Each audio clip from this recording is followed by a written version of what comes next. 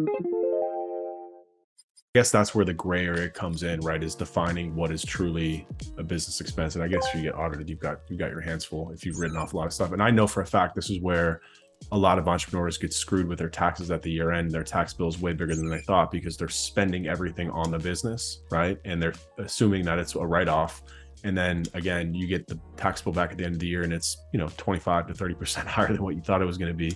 And all of a sudden now you got to dip into either savings or future income to pay. And it becomes a mess for like the biggest, I mean, I think it happens to all of entrepreneurs, not all entrepreneurs, but those of us that were unaware of tax codes beforehand. It happened to me the first year. It happens to a lot of entrepreneurs that don't really understand how money works when it comes to taxes. And that, the best thing I did for myself was fully separating myself in the business. And I'm very fortunate now that I have the income to do this, but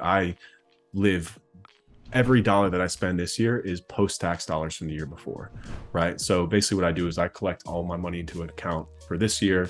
I'll pay my taxes on that as soon as I can in January. And then that post-tax income becomes what I live off of for the next year. And then everything that I've got paid this year, I will not touch until next year. It's separate accounts, separate everything, because I learned my lesson. Yeah, and very cool. It's not fun getting hit with a tax bill that's much larger. It's like probably one of the biggest kicks in the stomach feeling as an entrepreneur when you get that tax bill back and you're like, oh God.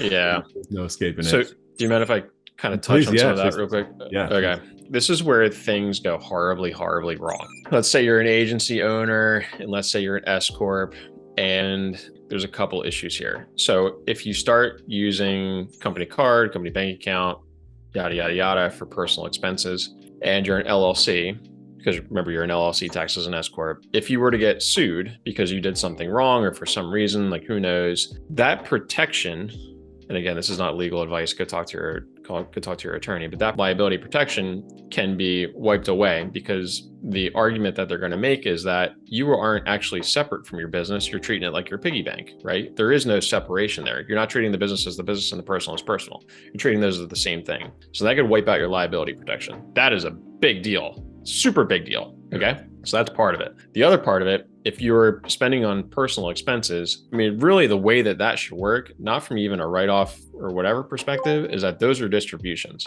And so when you take distributions out of the business in excess of what your basis is, and I'll touch on that in a minute, now what you have is a capital gain. So the way you kind of think about this, you have an investment in a business. Your investment, generally the way this works for agencies, is whatever money that you put, money, equipment, whatever that you put in the beginning, plus all of your net income, minus what you take out, that's your investment in the business. If you take out more than that, you've got a capital gain. Think about it this way. You go and you buy a baseball card for $100, you sell it for $150, you've got a gain of $50. It's taxable. Or a stock. Stock's probably a better, or Bitcoin. That's probably, let's get into like pop culture.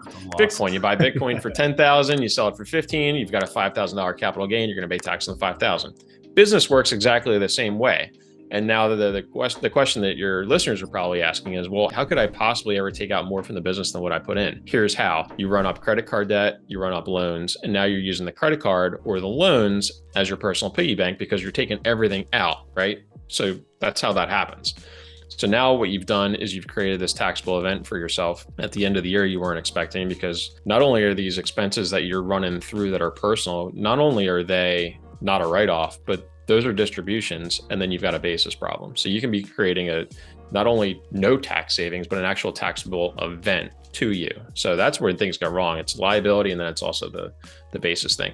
You should be tracking your basis every single year. You should be, when you go and file that tax return, when you go to sign that off, you should be sure that there's a basis schedule in there. You should talk to your tax preparer about basis and what it is and what yours is and how that works, and plan for those distributions so that it's in the context of basis. Like, don't just start taking money out without talking to your tax preparer and understanding like this is okay to do. I'm not creating a taxable event for myself. So it's a much more complicated question and situation than just, is it a write-off, is it not? I just want to be really clear about that.